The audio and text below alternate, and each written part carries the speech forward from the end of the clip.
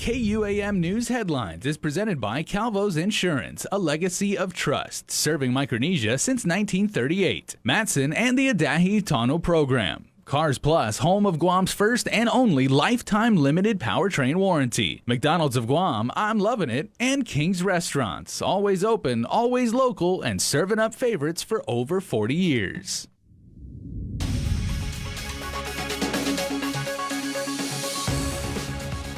Coming up now on Primetime, Guam's total COVID count is one shy of 600 after 22 more Guamanians tested positive today.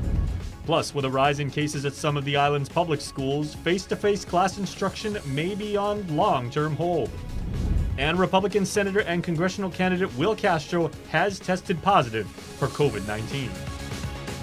Hafide Guam and good evening. I'm Jason Salas. If you're joining us on Facebook or watching us on KUAM TV, thank you so much for tuning in. On your top story, another jump in positive cases brings our island's total of coronavirus to 599. The Joint Information Center Situation Report states that 22 new cases out of the 524 test samples were reported.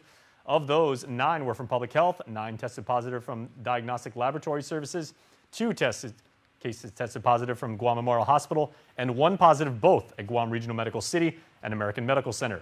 Those cases are under investigation. Now, to date, there have been 5 deaths in our island community with 363 people released from isolation. There are 231 active cases. 17 people are currently hospitalized. Now, of the 599 cases, 525 are civilians and 74 are members of the military. Community testing does continue tomorrow at Guma Tranquilidad in Tuman for residents of that community only. Then on Saturday, community testing will be in Jotnya from 9 a.m. to 12 noon at the St. Francis Schools parking lot. In other news, Senator Will Castro has tested positive for coronavirus. The Republican congressional candidate is the latest government leader to contract COVID-19, joining our governor and lieutenant governor.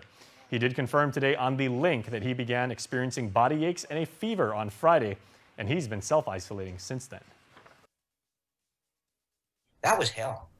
It was painful. I couldn't get through 2 nights without painkillers, Tylenol.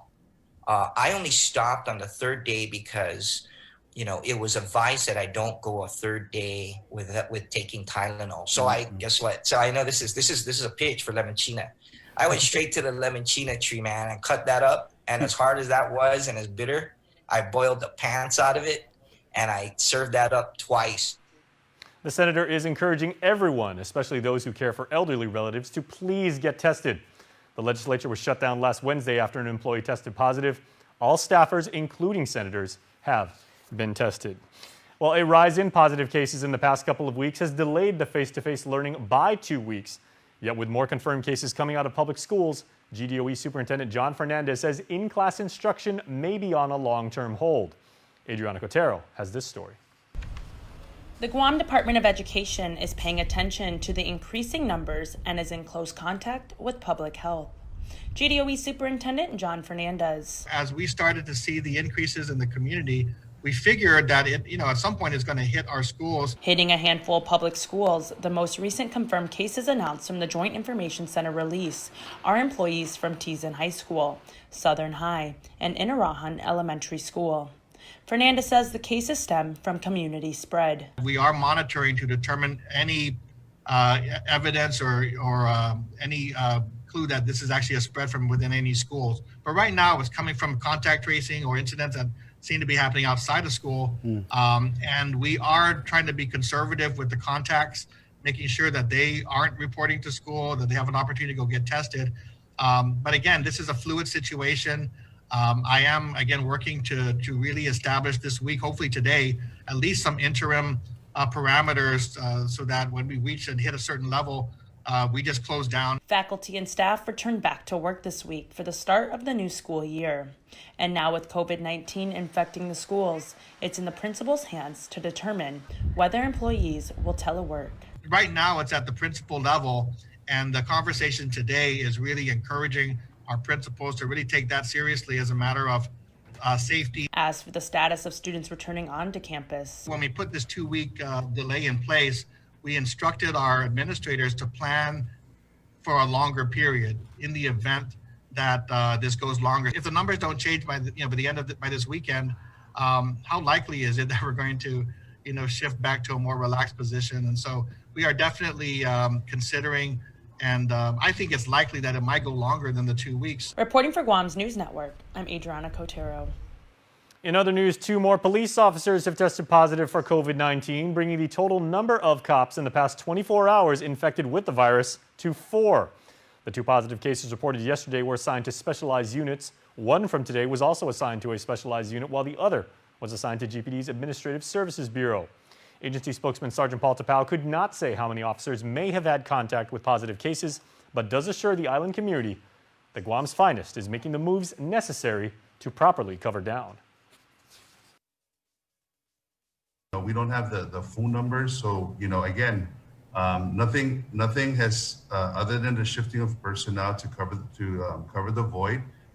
Each respective precinct, each respective division, each respective section, it's still operating. We're still operational. We have officers that we can train, that have been trained, and should the event call for a right seat, left seat movement, our officers can easily shift and make that adaptation into those voids. All 4 officers, Tapao says, had minimal contact with community members and all are properly in home isolation. Well, on Tuesday, the Joint Information Center also announced that an employee at the Port Authority of Guam tested positive for COVID-19. That release stated that the individual who did test positive had limited exposure at the agency as the staffer began to isolate at home on the onset of symptoms. General Manager Roy Respicio says the individual was not one of the 59 port employees who were identified last week as being potentially exposed to coronavirus at a work-related activity outside the agency. The Department of Public Health has confirmed that testing for these 59 employees will take place on Thursday. He does add the port took immediate action and properly sanitized the division where the employee worked, notifying all port employees of the ongoing situation. From the business sector, the Derrida Payless supermarket closed temporarily Tuesday night after receiving word that one of its employees had tested positive for COVID-19. As a precaution, the store closed at 8 p.m. for deep cleaning and sanitization and reopened at 10 a.m. today. A press release said Payless is taking immediate action to test all of their employees that came into close contact with the known individual. VP Mike Benito said, quote, "We will continue our best efforts to keep our stores safe through our daily cleaning procedures, sanitation protocol, enforcing of social distancing, and wearing of masks. We appreciate the community's patience and understanding as they get through these unprecedented times." Back in the government, over at the Department of Corrections, it is all clear for about 200 inmate and staffers.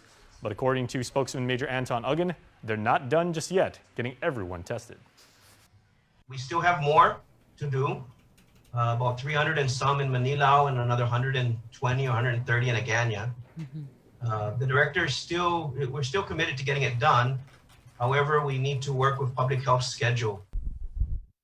Oh, you need it? Uggan says public health right now is conducting an aggressive outreach campaign, but as soon as they are available, the plans will be ironed out to get the rest of the population tested. DOC is still planning to have their nurses trained on how to conduct rapid testing of detainees. The Manilao compound, in the meantime, continues to have issues with contraband as officers recently confiscated another cell phone from an inmate. Well, we are just getting started, everybody, and Primetime will continue when we return right after this. Get up-to-the-minute news, plus access to alerts, streaming radio, promotions, and more on your mobile device by downloading the KUAM News mobile app, available at the App Store now. Our biggest SUV, the Palisade, and our smallest SUV, the Venue. Remember, it's not the size of the dog in your adventure, but the size of the adventure in your dog. Big or small, it's better in a Hyundai SUV. This is a bag. But for Steve, this bag gives him food cred. Because now everyone knows that when they have that craving, or they're just looking for the perfect deal, well, they just need to follow Steve.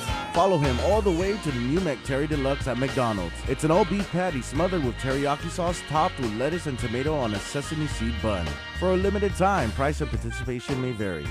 Whether it is tablets for children, special equipment for special children, or coral reef research, federal support is critical for our schools and our future. This week, we're trying to open schools. Parents are worried about their children's safety. Teachers are being asked to work minor miracles every day in teaching without looking directly into the eyes of our children. We must make sure that every child has a tablet, can get online, and get on with their education. We need a congressman who understands education and how the federal government can support every activity in the classroom, in the laboratory, and in the internet. Now more than ever, we need a congressman who will assist GDOE, UOG, and GCC without hesitation in solving problems with federal agencies. It's time that your child takes center stage, not only in school, but in Washington, D.C.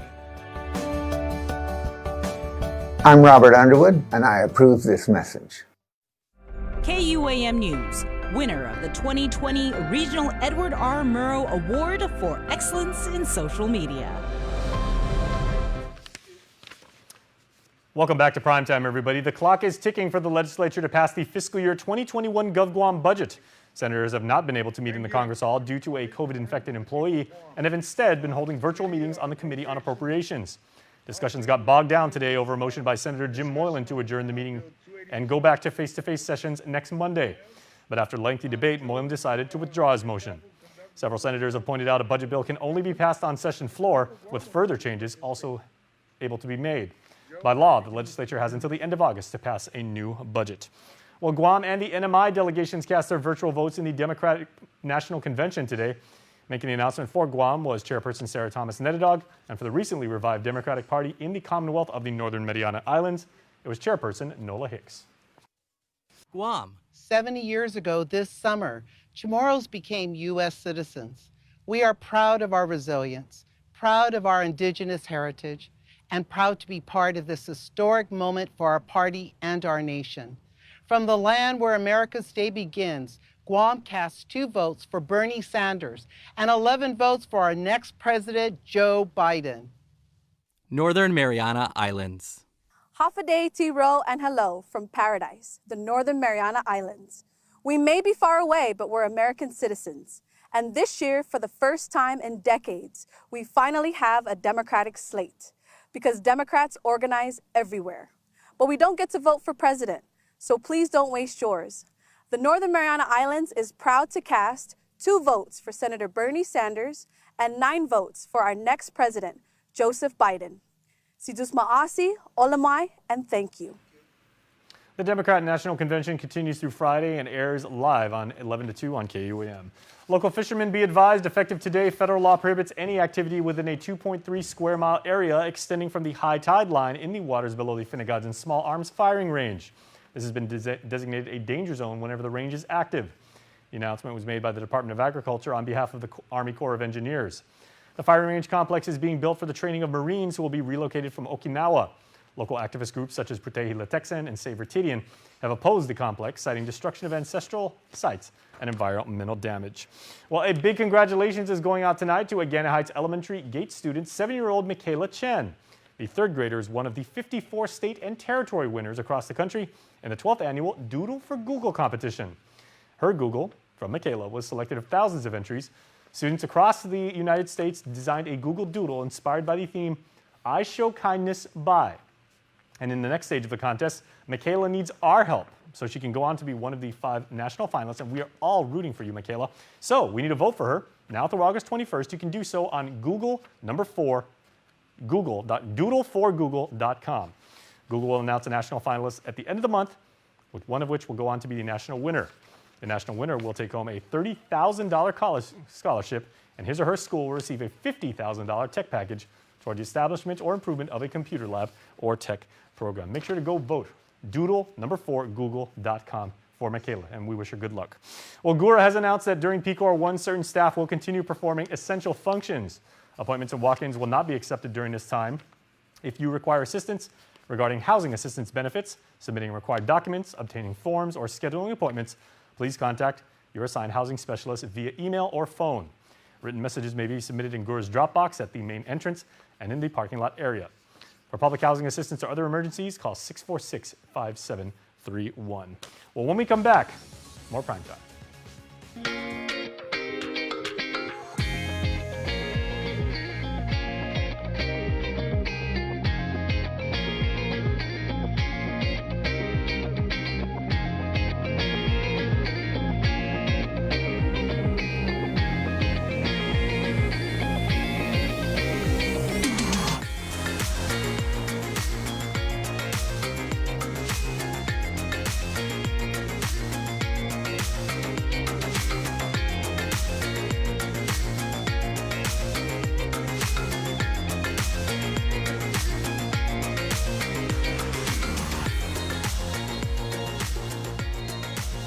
your community calendars. Brought to you by Taco Bell. Whether it's your first meal or your fourth meal, we've got you covered. Taco Bell. Live Más. Social distancing may be the new norm, but connection will always be our tradition. Through good times and tough times, we remain connected with you. Masks may be the new fashion, but protection will always be our style. You can always count on us to protect the things that matter the most. Sanitizing may be the new routine, but caring will always be our practice. We care about your loved ones and the things you value the most. And as we welcome our new normal, one thing remains certain: we will always be here for you. We're open and ready to serve you. Calvo's Insurance, a legacy of trust.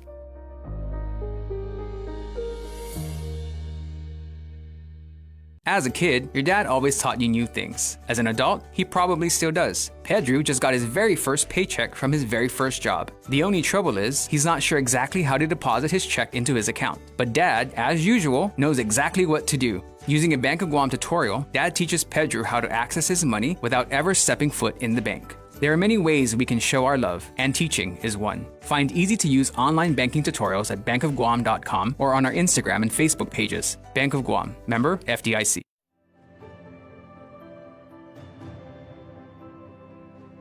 What does the brilliant cut mean to me? It means consistent quality, right across the age expressions. We never compromise on quality and flavour. It's also the very particular cut of spirit we take to fill our barrels. Tasting it today is just as exciting as the first time I tasted it. That is the brilliant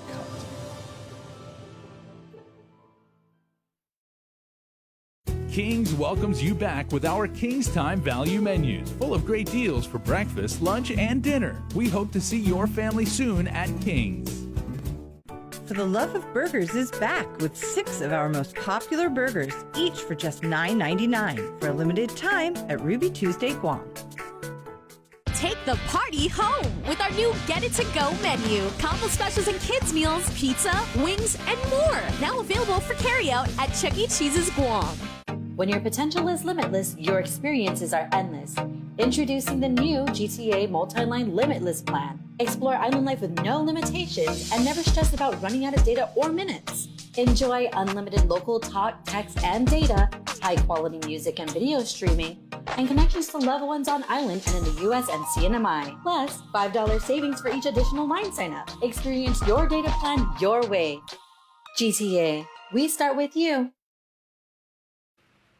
Welcome back, everybody, to Primetime. The CNMI Governor's COVID-19 Task Force announced that community-based testing resumes on Saipan, Tinian, and Rota for the next 4 weeks starting today. This news comes as Public Health on Saipan is conducting contact tracing for the first community-acquired confirmed positive case of COVID-19 in over 3 months. Overall, the NMI has tested nearly 13,000 residents so far, about a quarter of its population. Speaking of the Commonwealth, it's throwing its hat in the ring for enhanced unemployment under the Trump administration's recent executive orders at a time when the region faces massive budget shortfalls.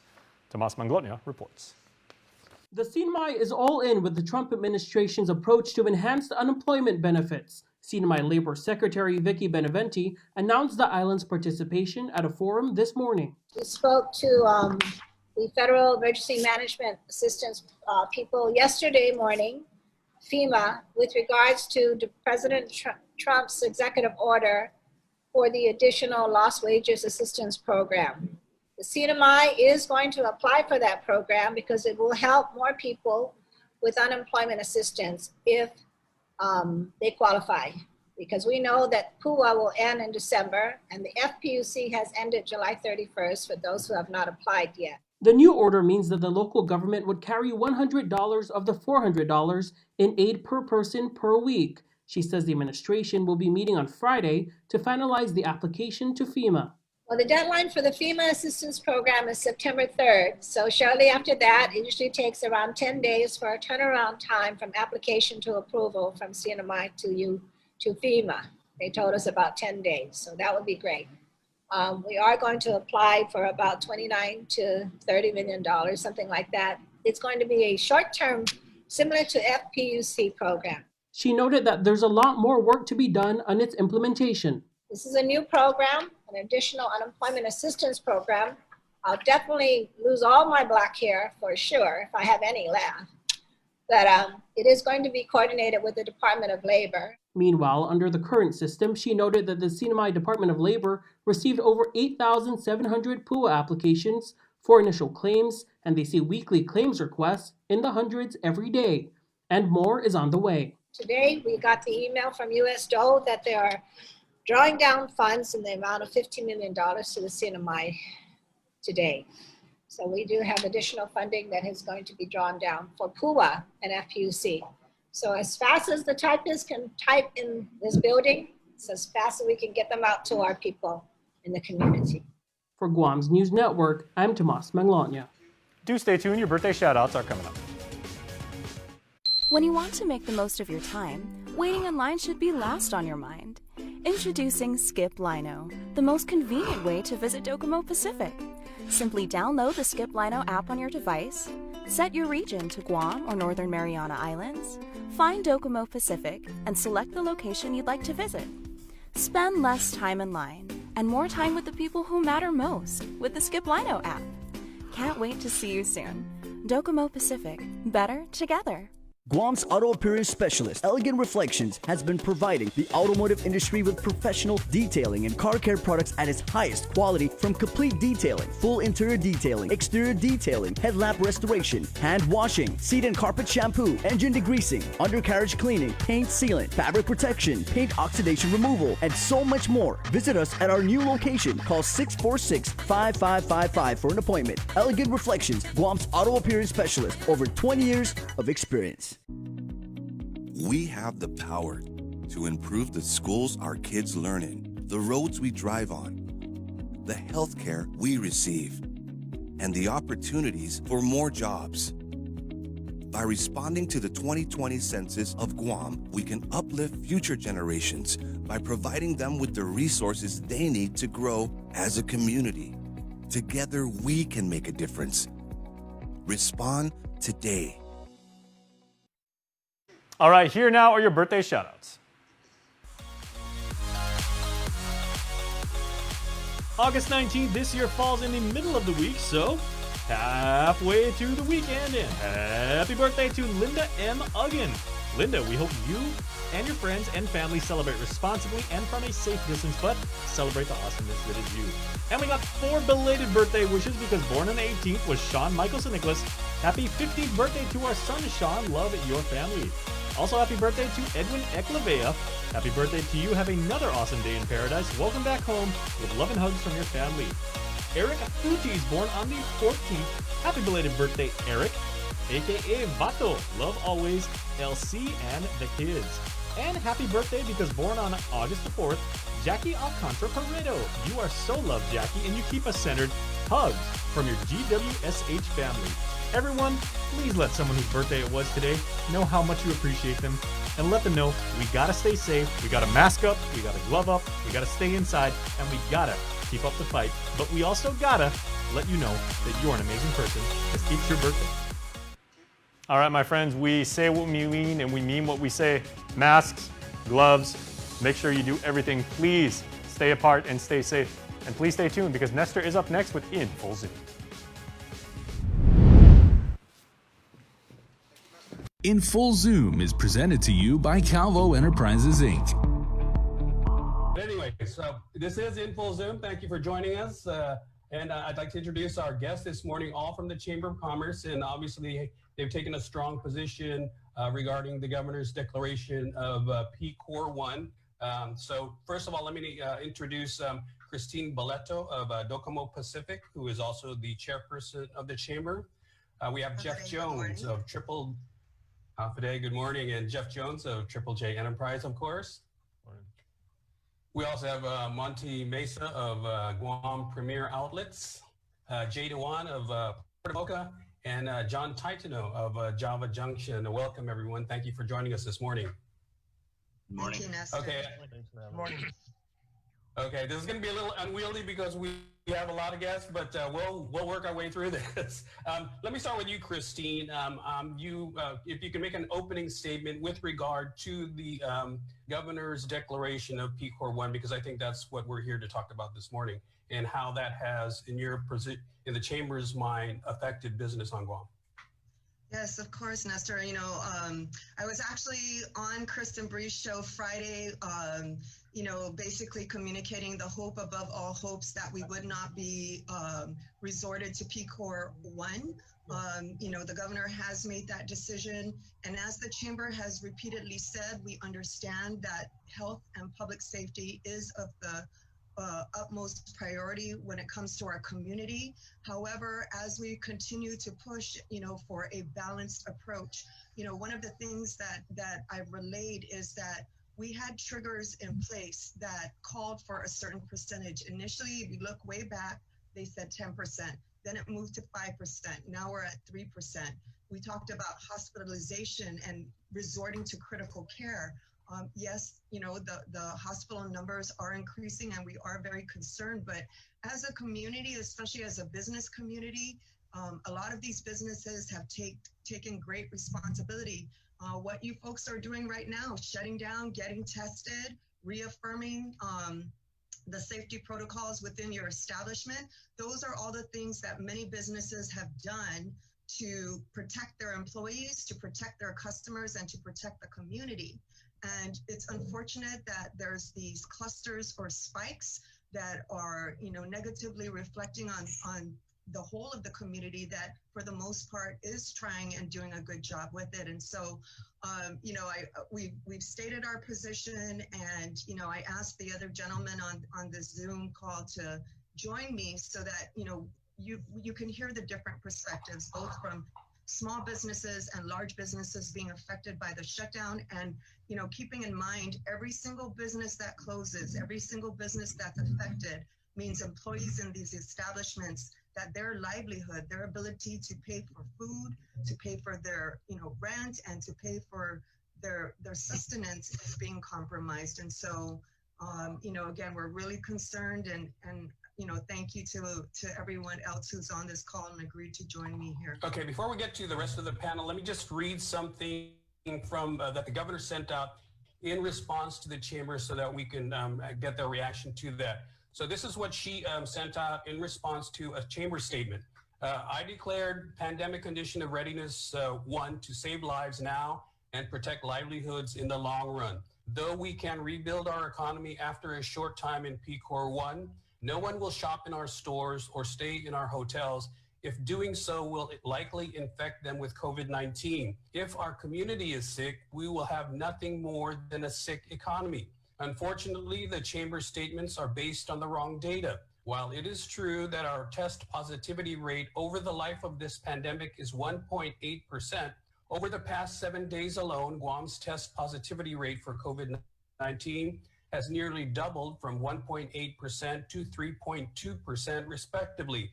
In just this month, we confirmed 146 new cases of COVID-19.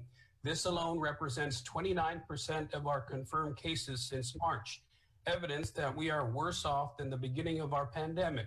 Of greater concern is Guam's hospitalization rate for COVID-19. While our hospitalization rate remains stable at just 2 to 3 a couple of weeks ago, it stands at 11 today.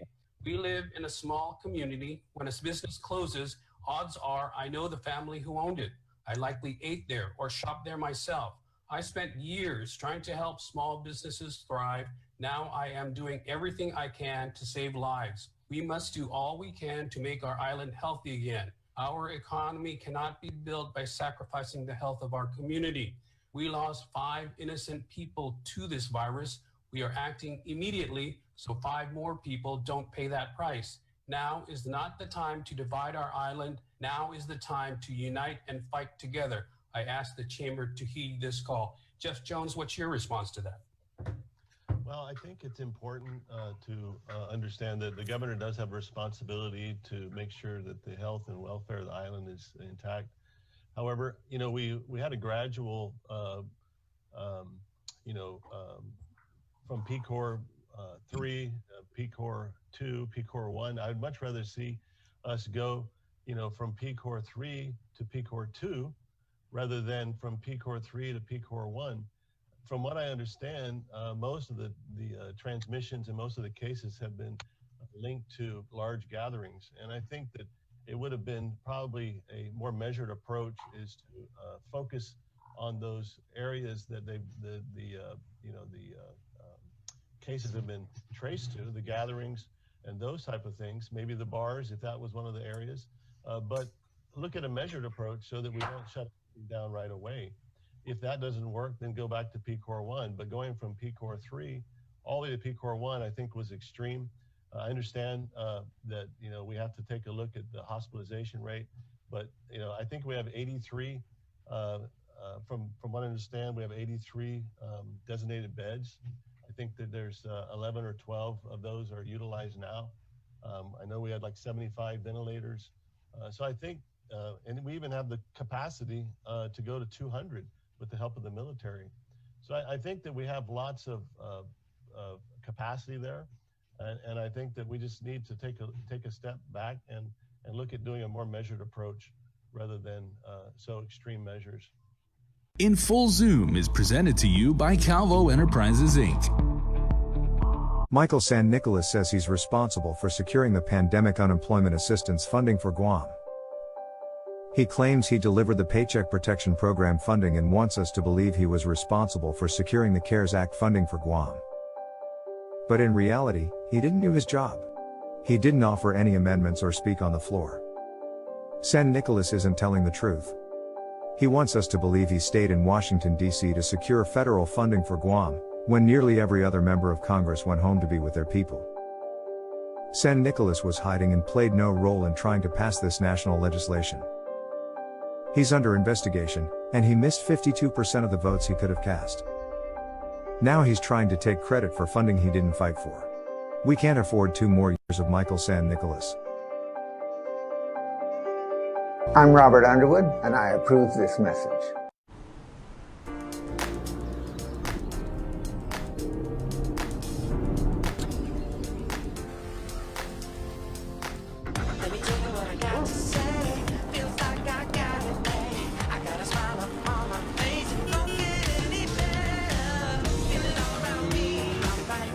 No matter what size adventure you're into, it's better in a Hyundai.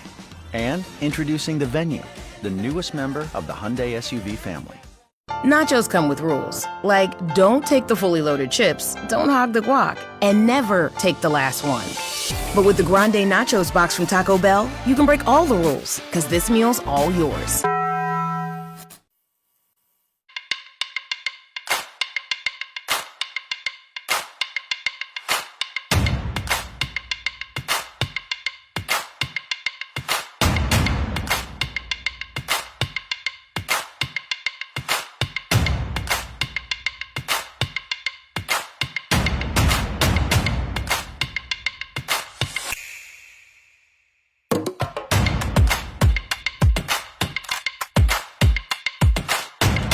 When your potential is limitless, your experiences are endless. Introducing the new GTA Multi-Line Limitless plan. Explore island life with no limitations and never stress about running out of data or minutes. Enjoy unlimited local talk, text, and data, high-quality music and video streaming, and connections to loved ones on island and in the US and CNMI. Plus, $5 savings for each additional line sign-up. Experience your data plan your way. GTA, we start with you. In Full Zoom is presented to you by Calvo Enterprises, Inc. All right, let me go to John Tyson because I can see from his face that he has a lot to say. And John, I used to go to your store, Java Junction, and unfortunately, you recently announced that you will be closing. What's your response to what the governor has ordered? I have that letter. I have that bulletin. I read the bulletin. I understand the bulletin, and I understand her position as the governor of Guam. Right. However, with all due respect, I also agree with what Jeff Jones is saying. We did a gradual decrease. Why couldn't we do a gradual increase to show we've done our part? The private sector has done our part. we started as a small tomorrow business in 2009. We picked up this business from a previous owner that opened the doors in 2003. So the company has been in business for quite a while. We pride ourselves on providing high quality products and coffee. No disrespect to J1 there, but the competition out there is great. What we did at Java Junction was we created a client base. I felt that was just an awesome group to become associated with. We initiated with Christine also that the rising of the BPT. We got hit 3 times. They rose the BPT, they rose the minimum wage, and then they told us how we had to operate. That is completely unacceptable. As a small tomorrow businessman, we cannot operate with a normal capacity of 50 to go down to 25. What are we going to do with the other 25 people that want to come into the coffee shop? We've done a lot in that coffee shop, and we've got zero help from the government. I'm sorry I have to say it like that, but it's what I believe. My kids have put a tremendous pride into our operations. We've made all kinds of relationships with this coffee shop. It tore us apart to have to even close based on what the government had requested us to do. We did what we had to do, but we could not and we cannot survive with that kind of limitations. The other thing, and I just want to make it clear, that as far as the administration is concerned, I'm sorry, I wish they would call me and ask me, hey, John, what do you think? Because I'm a retiree and I do the coffee shop. Our family did the coffee shop on the side. We picked this baby up from an awesome individual, and we kept that flow going. And I know each and every one of you have been to our coffee shop. We miss it. We've been closed now for what, 3 months? But man, it's been a terrible impact on us, both psychologically and physically. I mean, I miss it. I really miss it. I know that we may not have contributed millions of dollars to the economy, but we kept ourselves floating and we kept the economy going. And I'm sorry, the administration just does not look to the little tomorrow businessman. They're closing daily. Some of the bigger medium ones are starting to close. Who will infuse the money necessary for our economy to sustain itself? So I think I better leave some time for everybody else because I know everybody else has a lot of stuff they need to say. But thank you, Nestor, and thank you, Christine. Thank you, Chamber of Commerce, for your stance. I think this created a division rather than bringing us together. We need something that would bring Inafa Maulik and bring us all together to work together so that we can build this economy to where it was back in January. Thank you very much, everybody. Yeah, thank you, John. Appreciate your candor. Monty, let me go to you. I think one of the things that the governor said, and one of the reasons why she chose to bypass PCOR 2 to go to PCOR 1, and she was asked about it at the press conference, and she said that PCOR 2 would take too long. We need to nip this in the bud right now. In other words, short-term pain for long-term gain. How do you respond to that, Monty? Well, I agree to that statement. I think all of us are being very cautious and proceeding with care and with concern of this particular virus, which is very invisible because all of us may have it. It's just a degree of how we're being affected by it. But I think I read, the Department of Public Health and Social Service guidelines that was updated from April, or when we started back in March. And I know that everybody is learning through this process, even us at both GPO and 2 months ends. And I see that they've made some adjustments. I mean, I looked at the total detail of the breakdown, and they do allow, and I think they listened as well, that we didn't want a total shutdown. I didn't see that they made that action in this particular move after putting out the detailed breakdown of that guideline. It allowed some of our tenants to operate. and we're looking at that. A lot of our tenants are seeing if they can be flexible enough to do the curbside and allow a non-essential retail operations to continue to operate. We did ask that it has to be a balanced approach. And I think, again, lessons learned, things are starting to be that way, although it is a little slow in taking action.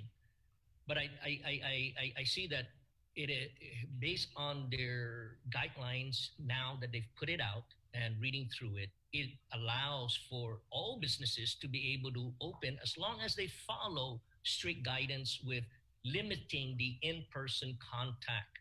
Now, we understand that, other essential business that have been determined to open sooner, we see that, okay, today as well, they've gotten better.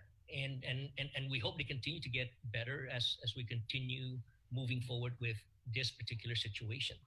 And even at our place at GPO and TSP, I mean, we've adjusted. We're continuing to adjust, and we're adjusting to this new protocols that have been put up in the new guidelines. I've advocated that, yes, we should continue to try and balance this approach and continue our economy to grow back.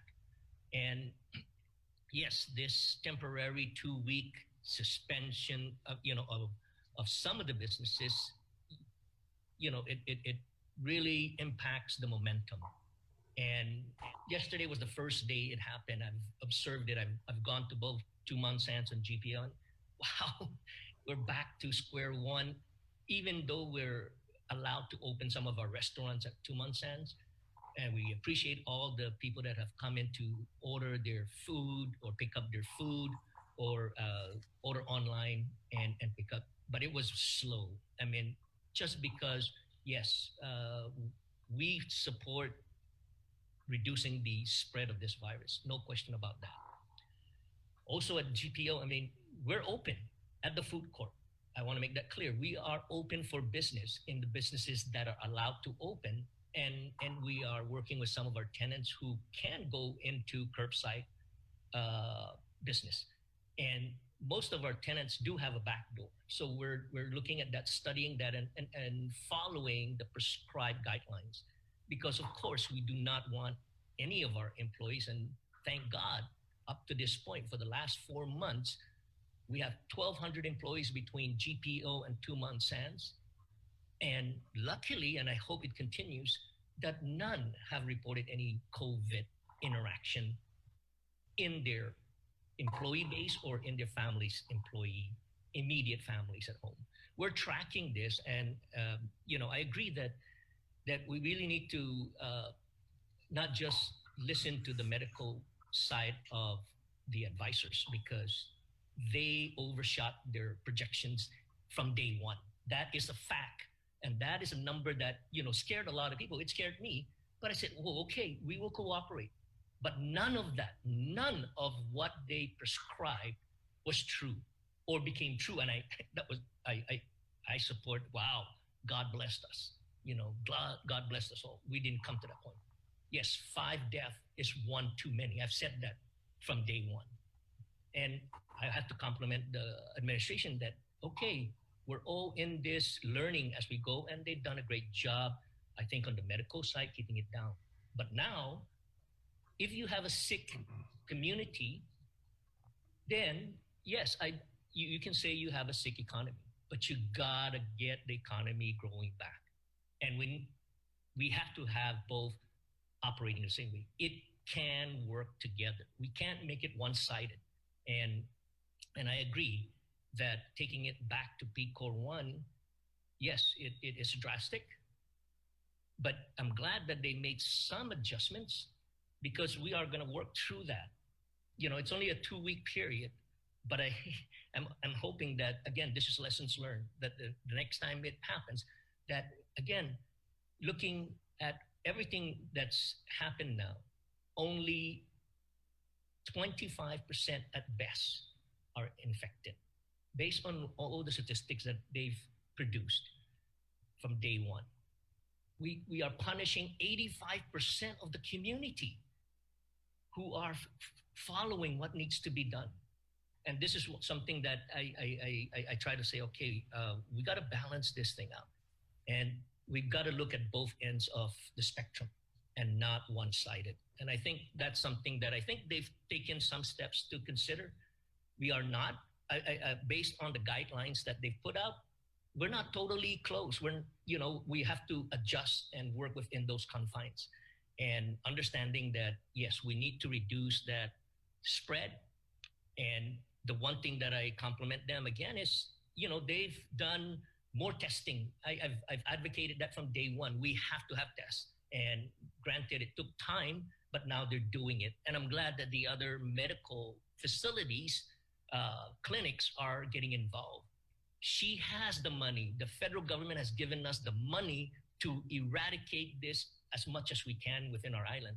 I hope that that money is used wisely to continue to do the testing and make sure that we get rid of this invisible virus in our community. In Full Zoom is presented to you by Calvo Enterprises, Inc. MTO Maintenance will now completely sanitize your home, office, or business with state-of-the-art commercial sprayers. For over 30 years, MTO Maintenance has been committed to the health and safety of our customers. And now, more than ever, a clean home, office, carpets, and furniture is a necessity to our island. Give us a call today. Stay healthy and stay safe, Guam. Call 647-6861 for an appointment. We still hand rotate every barrel. We still hand dip every bottle. We still hand cut every label and use red winter wheat from the same single-family farm. Because just like our distinctive taste, these are the marks of the maker. When you want to make the most of your time, waiting in line should be last on your mind. Introducing Skip Lino, the most convenient way to visit Docomo Pacific. Simply download the Skip Lino app on your device, set your region to Guam or Northern Mariana Islands, find Docomo Pacific, and select the location you'd like to visit. Spend less time in line and more time with the people who matter most with the Skip Lino app. Can't wait to see you soon. Docomo Pacific, better together. In Full Zoom is presented to you by Calvo Enterprises, Inc. Let me give Jay Dewan a shot here. Go ahead, Jay, and give us your point of view as the owner of Puerto Mocha. Good morning, everyone. And I want to thank the Chamber of Commerce for the efforts that they're making to address the issues to the government and to bringing to light what's going on a regular basis. It's very important. So from a business perspective, and I speak also for myself and for many other of my business friends in the community, first thing first, I'm gonna say something that no one talks about is lost revenue. Businesses are losing revenue every day being closed.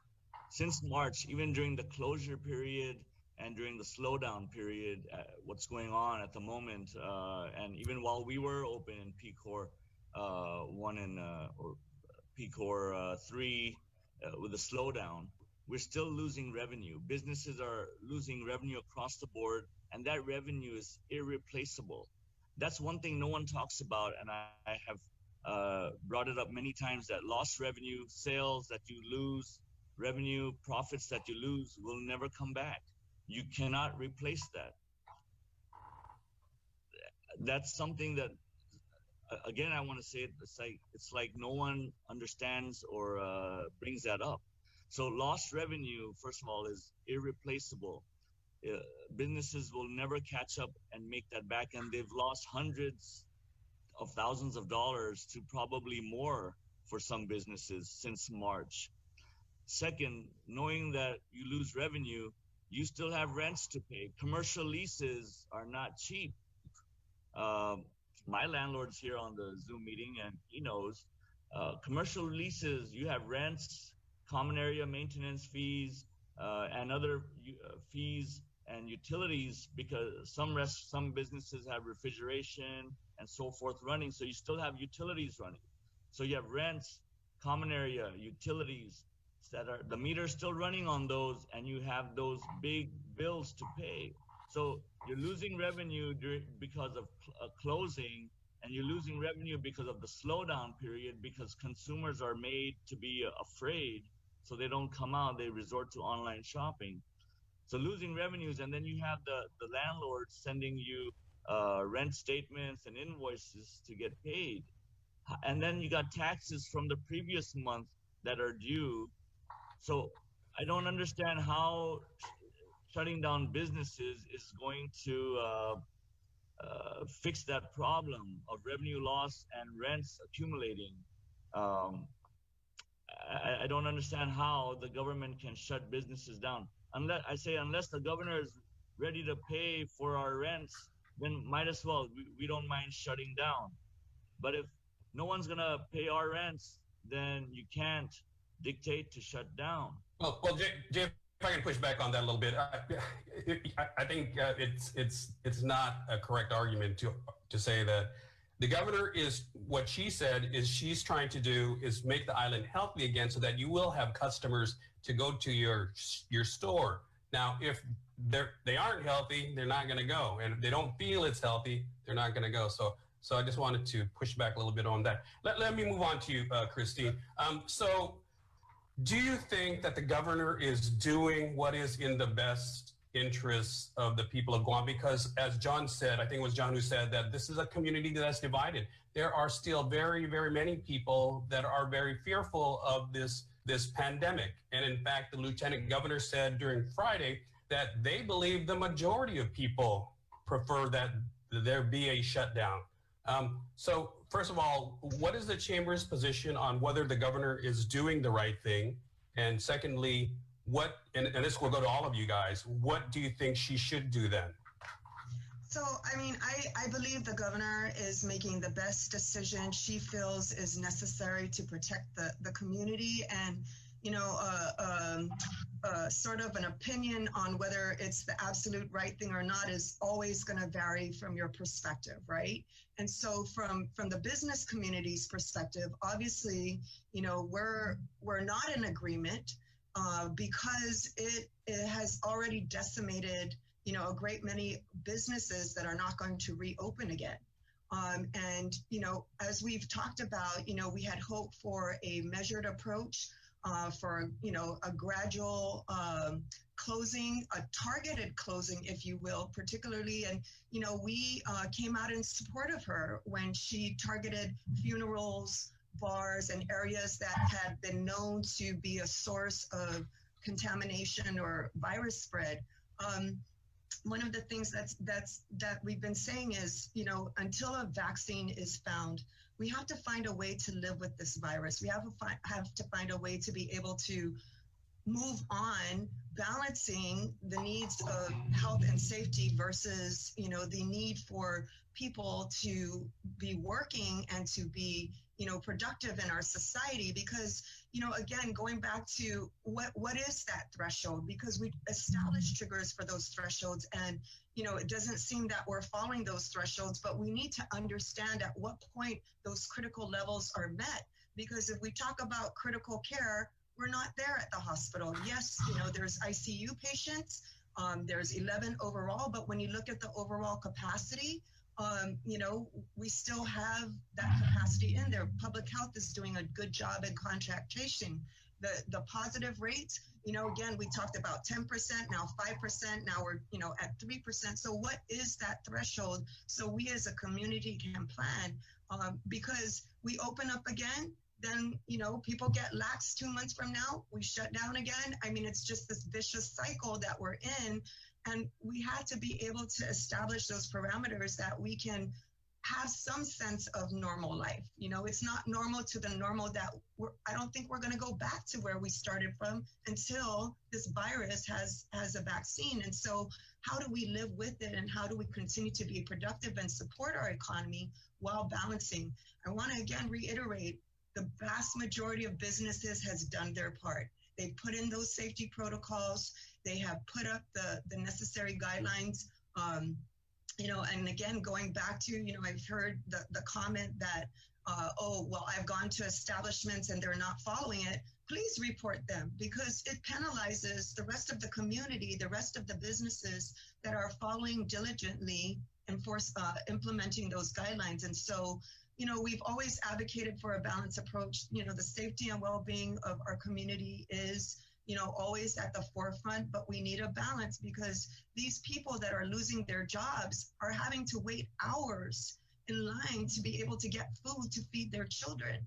You know, what does that do to a person? You know, I mean, do they feel, I mean, who's the vast majority that wants to keep these closures and us locked into our homes? Is it those that continue to get paychecks, while the rest of those that don't have the ability to earn their money and go and buy food for their kids, you know, are they supporting a complete shutdown? So, you know, I think we have to be careful, and I don't think there's a right answer as to whether it's the absolute right thing or not, because again, it comes from perspective.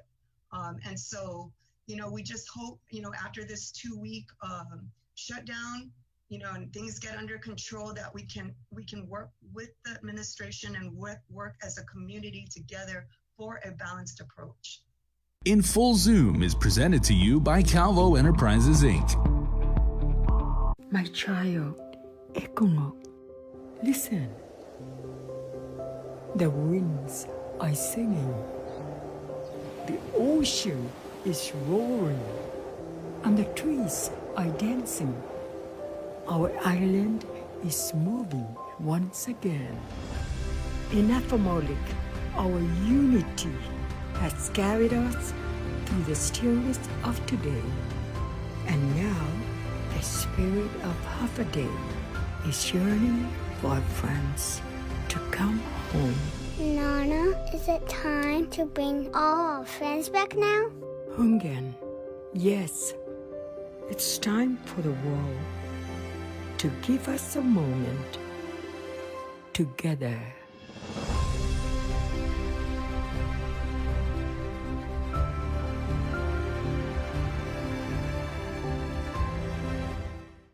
Nachos come with rules, like don't take the fully loaded chips, don't hog the guac, and never take the last one. But with the Grande Nachos box from Taco Bell, you can break all the rules, because this meal's all yours. In Full Zoom is presented to you by Calvo Enterprises, Inc. Moving forward, I hope that they would make some adjustments again. They made an attempt, but it's still impacting the economy. It's still impacting the concerns that have been raised by Jay and the concerns that are raised by John in terms of, you know, we're losing revenue. That there's no question about that.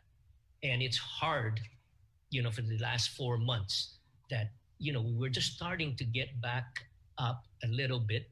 You know, we were targeting to have 50% of our local people out, but they're not there. 50% of the people that we've targeted to come back to our businesses is not happening, because there is a fear. There's no question, there is still a fear. But we hope that, again, the governor really has the financial and development committee really look at it, because money that you put into GIDA, there's still a lot of money left. We still need to get that out to additionally support those businesses that already have been supported. Maybe they still need another helping hand. And I think that's something that needs to be looked at. I've supported that idea, and I'm glad that, you know, she put some money into GIDA to put these grants out. I think that can go further.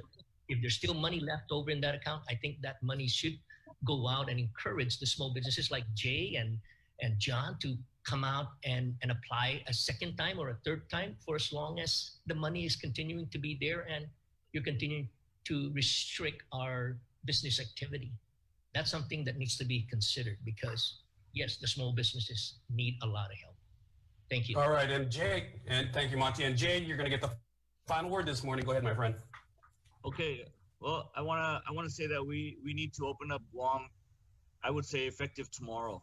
Another day lost in revenue is not what businesses need, and waiting out a 2-week period or thinking about it is just causing more revenue loss. This virus wants to get out. It wants herd immunity. Prolonging the inevitable is just hurting businesses. You can suppress it. What worked in March, what did not work in March, from March 20th to May 11th is not gonna work now. If it didn't work in March to May, it's not gonna work now. Shutting it down again is just gonna have it springboard back in October or so. So doing the same thing again is not helping, obviously. So the virus wants herd immunity. It's gonna get it no matter what. Now, people can do their precautionary measures. Of course, wear the mask, the 3 W's, wear a mask, watch your distance, and wash your hands or use sanitizer. And those people who want to take extra precautions, they have the choice to stay home and not go out.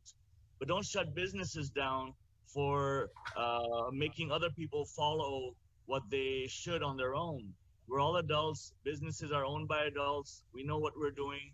And like Monty said, this virus is being transferred or caught elsewhere at parties or barbecues, at gatherings. It's not being caught at businesses. So don't penalize businesses because we are doing what we were told to do.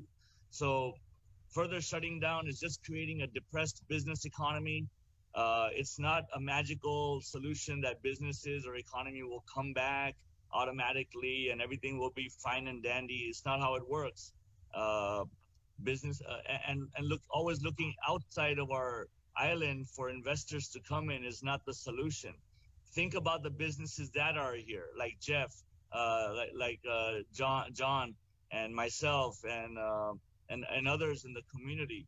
Look at us to invest on Guam. We can invest here. We're here. We know the market. We can do more here. We don't need to look elsewhere. But you got to take care of the people that are here first. Take care of the businesses that are investing here first. You make them lose confidence in the island, and that's it. We'll put the brakes on. We won't expand any further or downsize or so forth. So shutting down is not conducive for a business atmosphere. Just let the 3 W's take their course, and people who want to stay home can stay home and open up. I say, Governor, open up tomorrow. Thank you. All right, thank you there. That'll conclude this edition of In Full Zoom. Jay Dewan, Monty Mesa, John Titano, Jeff Jones, and Christine Boleto representing the business community and the Chamber of Commerce. Thank you so much for sharing your points of view. All right. In Full Zoom is presented to you by Calvo Enterprises, Inc.